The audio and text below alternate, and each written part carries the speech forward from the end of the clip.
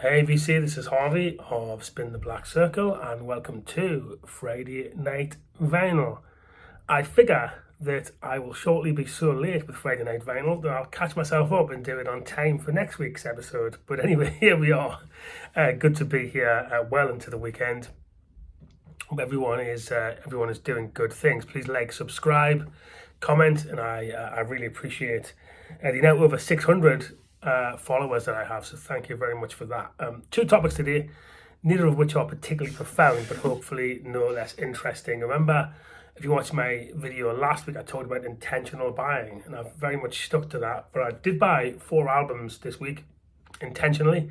The first 4 albums I bought for around about a month, so I'm going to show those, and then I'm going to talk about a headphone upgrade, a separate system headphone upgrade that I made just a couple of weeks back. And I want to talk about the place that I think a good pair of headphones have in a quality hi-fi separate system, because I think they're much maligned or much ignored. So I'll come on to that. If you want to see that end of the video, that upgrade, just go forward to probably the last 5, 6, 7 minutes of the video is when I'll start talking about that. So anyway, onto these 4 albums then. So yeah, I went to 4 record stores yesterday and I didn't buy any records in the first 3. It was a nice browse, but I went to Revolution Records, which sells brand new stock in Walsall, in the centre of Walsall in the West Midlands. There was what had just come out, the new Lucy Dacus album of Boy Genius. I almost bought that, but then I'd streamed it earlier in the day and I thought, well, that's just okay. So do I want to buy an album that's just okay? So maybe I need to stream that more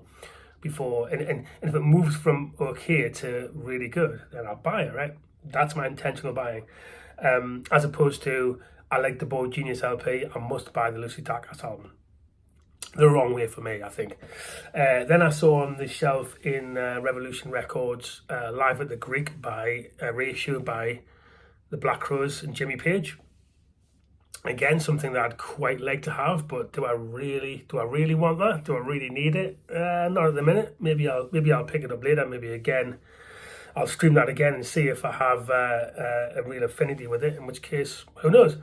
Then I went to, just across, within 50 yards of that, there is a mall record store in Walsall named the Vinyl Destination, and that's really good actually. It has a real range of a particularly good hard rock and metal section, a good soul and funk catalogue, and hip hop is excellent, and particularly 80s Indian pop. So I was hoping to find Simple Minds' New Gold Dream, which is definitely on my intentional to buy list, but no copy of that. Lots of other good stuff in there that you don't see everywhere else. Some really early quite rare Cure 12-inch singles, for example, in there, but nothing that I thought I've got to have that.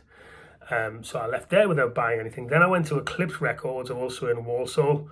Kind of the same sort of stock as Revolution Records, so nothing there. Really good record store. It's where I tend to go for RSD. Is Eclipse Records, really nice owner. 2 owners in there, actually a father and daughter.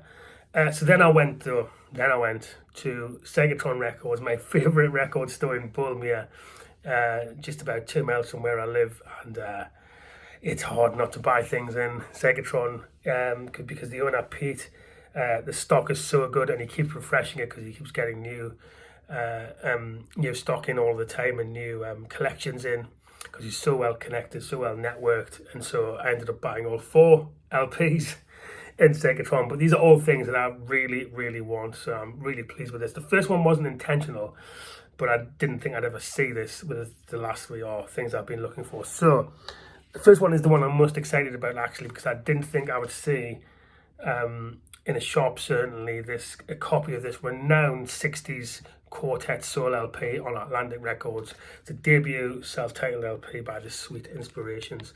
New York female 4-piece, signed to Atlantic Records on this beautiful red Atlantic label. Hopefully you can see that there. Arrangements by Arif Mardin, supervised by Jerry Wexler, produced by Tom Dowd. But what you're here for is their voices. Incredible harmonies. Not one of those soul LPs, but there's a couple of good tracks and the rest are filler. It is unbelievable. The choices on here, the Muscle Shoals band behind them, but the 4-part harmonies led by Cissy Houston mother, of course, of Whitney Houston. But yeah, absolutely sensational. It's a renowned soul LP, and having listened to it a couple of times, actually, it deserves that reputation. So my heart skipped a beat when I saw this, and rightly so, because it's fantastic. It's right up there. I've got a good soul and funk collection, and this is a worthy addition. I'm really pleased to have it. So the Sweet Inspirations, 1967 mono. I think it might be a South African pressing, because it's got this small note at the bottom which says auto and press, which when I googled it, it looks like that must be a plant, a sub-label that was in South Africa of Atlantic Records, or linked to Atlantic Records. But anyway, it sounds amazing. There's nothing wrong with the pressing at all, and it's considering it's what almost a 60-year-old, 58-year-old LP. It sounds unbelievable. It's in great condition. So yeah, the Sweet Inspirations, that was the purchase of the day. The next three are still exciting, but intentional things I've been looking for a while. So in no way is this rare, but what's a Neil Young collection without Freedom from 1989? Superb LP. I was arguing with somebody online yesterday in a music group as to whether I think this was a comeback LP after a slump, whereas this Neil Young this Neil Young fan, who clearly would have a bad word said about him, was arguing that Neil Young has never needed to come back. He's always been there. Well, actually, in the 80s, before Freedom, that was a pretty poor string of LPs. I'm going to get loads of comments saying it wasn't on that, but it was a pretty poor string of LPs. He lost a lot of his audience in the 80s, to the extent that he was in litigation with Geffen Records and eventually signed back to his old label Reprise to release this 1989 LP, and this is tremendous. He'd been saving material for this, clearly. Both versions of Rockin' in the Free World on here, Eldorado's on here, Hanging on a Limb, that great song with Linda Ronstadt, and then Wrecking Ball, which was later covered by Emmylou Harris, is on here too. But there's not a bad track on this, and I'm not having it. This was a comeback album, and it's that thing that took him towards, with hindsight, being the godfather of grunge, based on this LP. So Freedom, 1989, Neil Young LP, absolutely tremendous. I'm sorry, but it was a comeback album. Next one, I've just been hoping I would see on the shelves for some time, but I could have ordered it on discount, but I saw it on the shelf in Segatron yesterday for £6.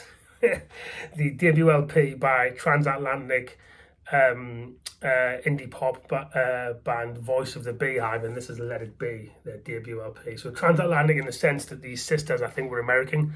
I think the rest of the band were from the UK, and this is an amazing London press of their debut LP, barely played by the sound of it, because it sounds absolutely tremendous. Their sound was somewhere between, I would say, Jellyfish and B-52s, with a bit of Paisley Underground thrown in. So not throwaway pop, some real substance to it, well structured, Beatles influenced, great songwriting. The big hit in the UK from this was a track named I Say Nothing, which is all over the radio in the 80s. But it's great, really consistent LP top to tail, which is why I've been after it for a while. So see this on the shelf anywhere. It's not rare, it just doesn't seem to be on the shelf that much in shops. Let It Be by Voice of the Beehive from 1988. Really, really good album. And the last one, again, it's never see this until yesterday. For £8, there in Segatron, was the debut LP by Aztec Camera, and it is Highland Hard Rain. So Aztec Camera are essentially a vehicle for Roddy Frame, their Scottish lead singer, songwriter, and this is just teeming with ideas. This debut LP, unbelievable in terms of melodicism, poetic lyrics, really saying something. This, about the plight of the British working class man, and a lot of other things in terms of what he's pouring into this. It's a record of its era. It sounds like an 80s jangle pop album, but also it hasn't really dated either. It sounds fantastic. The big hit was Oblivious, the opening track on this, big hit in the UK. And this pressing, wow, £8 for a rough trade original, maybe even first UK pressing, possibly. And it just sounds like it was plated yesterday, right? Because you've got something that was pushed on the vinyl, 40 odd years ago, and it's barely been played, and it sounds amazing. But anyway, back to Mazzy's If the Music's Stupid.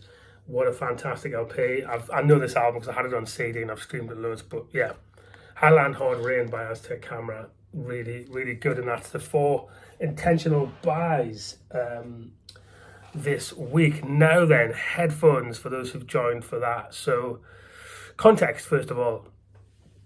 I'm surprised that more of the VC or just more hi-fi people who, hi-fi people is the wrong phrase, people who have separate systems, surprised by how low of a proportion of those people invest in a quality pair of hi-fi headphones. Now, why would you do that? So there's 2 things for me, right?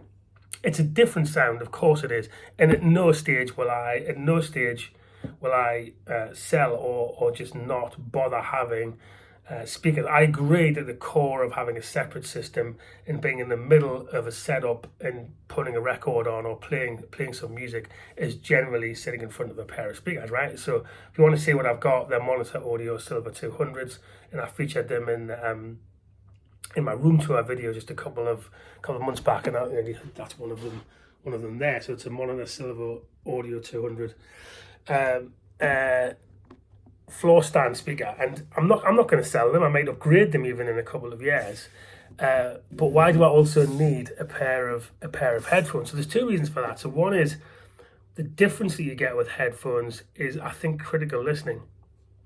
It doesn't mean that you don't that listening on a really good pair of speakers through a good system with the speakers as the end point isn't critical listening, but you are literally surrounded by the music in your head with a good pair of headphones on, and you definitely can place instruments and hear things in the soundstage a little bit more critically than speakers. You might be able to get a better sense of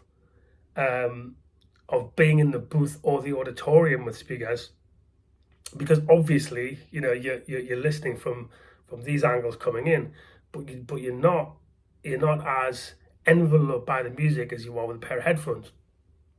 So that's reason one. The second reason is, where are you folks living? Because I'm in quite a large detached house, right? And I still wouldn't dream of putting Neil Young's Freedom on at 1 o'clock in the morning when I've had a couple of drinks and I'm listening to music. It's just not practical. I've got a wife and 2 kids. They'd hear it, I would wake them up. And similarly, at 6 o'clock in the morning, I'm not going to put, even if I played What's Gentle, Kind of Blue by Miles Davis, on a Sunday morning at 6 o'clock, that's not practical unless you're living on your own in the middle of a forest, right? So in a big separate house where the neighbours couldn't hear, unless you're a single person in the middle of nowhere, then it's not practical to listen to loud music. If you live with anybody, you can't surely be proud to listen to loud music late at night or early in the morning. So that's reason 2 for having a good pair of headphones. And I suspect, but don't know, that lots of people, lots of separate system owners just haven't heard a good, well-matched pair of headphones with their system. So they might have plugged in, I don't know, whatever, a £50 pair, or assumed that they know what they sound like. But if you really audition a pair of headphones next time you're in a hi-fi score with either your current system or something comparable, then I think your findings will be different. And I've started to get, I don't have high-end headphones, and I'll go into the ones I've just upgraded to, but they are comparable and well matched to my system. So I did have a pair of Sennheiser HD600s, which I liked, but didn't love, because they're quite a flatline reference pair of headphones. They would play what's coming through the source, through the amplifier, and play it quite faithfully, but lack of coloration, but not very exciting. So I kept on hearing these things about planar magnetic headphones, open-backed headphones, and how good they sound, but that they were quite hard to drive. Now, the Rega Brio amp has got its own separate component headphone amplifier it doesn't interfere with the main amplification system, so it's pretty good. And Rega tested out that Brio 2017, I think, on a number of headphones before they whether they want to take an R&D with the product. And by the way, there's the new Rega Brio Mark 7's just come out, which is supposed to be fantastic if you're thinking about an amplifier. Anyway, I digress. But everybody online was talking about these Hi-Fi Man Sundera planar magnetic headphones. So I eventually picked up a copy, and they absolutely blew me away. After about 20 hours of breaking in, now this breaking in thing, I think that's breaking your ears and then your brain in, right? I don't believe that on headphones, certainly, the break-in time is about the components. But anyway, after about 20 hours, when I got used to them, these absolutely blew me away. Everything from the warmth of the sound to the detail to the feeling that I'm actually hearing the music and not some facsimile. To the extent that I started to listen to headphones more frequently than my speaker system because I enjoyed listening to these so much. So I bought these during the pandemic, and they've served me really, really well.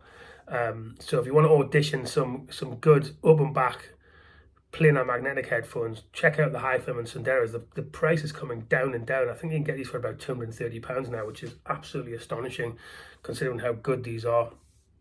Now, they're open back, so they're no good in a room with anybody else. I'm in my man cave, so you can't play these in the living room. Otherwise, whoever you live in the living room with who's not listening to music is going to complain. So, but anyway, these were great. And so I was thinking maybe these are the only ones I'll ever get.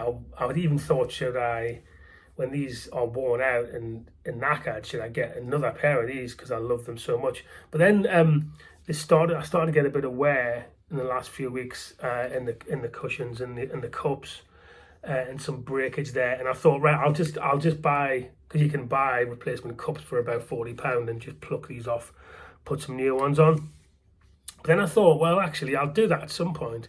But this is an opportunity to maybe try and upgrade, sticking with the Hi-Fi Man brand and planar magnetics. And what's just come down in price is these suckers, which are Edition XS. Hi-Fi Man, so same brand Hi-Fi Man, but these are Edition XS headphones, and they were something like £500 and have come down to something like 350, something like that. And all the online reviews were talking about how amazing the soundstage were and how much deeper the bass was than the Sunderas. So I bought them. And at first listen, I was thinking, blimey, they just sound less warm than the Hi-Fi Man Sunderas. But when my brain eventually got used to these after about 10-20 hours, they are absolutely astonishing. The soundstage on these sounds like there's music coming from it in an auditorium, and the sound is, and you can pinpoint every single instrument. And eventually I realized that what's happening with the bass, which I thought wasn't there, is it's exactly the bass that is coming through your system from your source. So when it's deep, if I play Ray of Light by Madonna, it's cavernous deep. But if I'm playing something that's lightweight, that hasn't got much bass there, it's just giving me the bass that's there. Whereas this, I think, is more artificial. It's not as deep either when it is deep on the Sunderas. So now that I've got used to these, they are pinpoint precise, unbelievable. I think more towards a high-end pair of headphones. And now that I've got used to them, I'm just falling away and listening to the music so much more, and they're so involving too. But the thing that really blew me away was just the breadth. It's not depth of the sound. The depth of the sound stage is okay, but the breadth of the sound stage is what blows you away, and the pinpoint accuracy of the musicians, which eventually leads you to realise that it's like, it's like being in the booth or like being in the auditorium. I think I talked about with the speakers, these are really good. Hi-Fi Man Edition XS headphones have come down in price massively. But listen, the other option you've got is dynamic drivers, right? Closed back dynamic drivers, which are meant to be quite analytic. These are harder to drive, so you need to make sure that whatever headphone amp you've got, either in your integrated amp or as a separate headphone amp, it can handle how difficult these are to drive. But once you've done that, they're great. But the key is to audition. But the whole point of this is, well, first of all, I'm happy with that upgrade, and I'd recommend those who've got Sunderas to maybe think about the next level up. But mainly the point here is, I think that maybe some in the VC have a view of headphones with a separate system that maybe isn't aligned to how they would find the experience if they actually tried a good pair. and particularly if what I said about not being able to play records late at night resonates, then give them a go, because again, I've got no qualms at the minute about not putting my speakers on even during the day and putting these suckers on and getting as much out of the music wearing these. Never give up my speakers, but these are as essential for me now as a part of the separate system, as the end point of that musical experience. So there you go. That was the late show of Friday Night Vinyl, and I will do my best to post somewhere on time next week. Until then, peace, take care.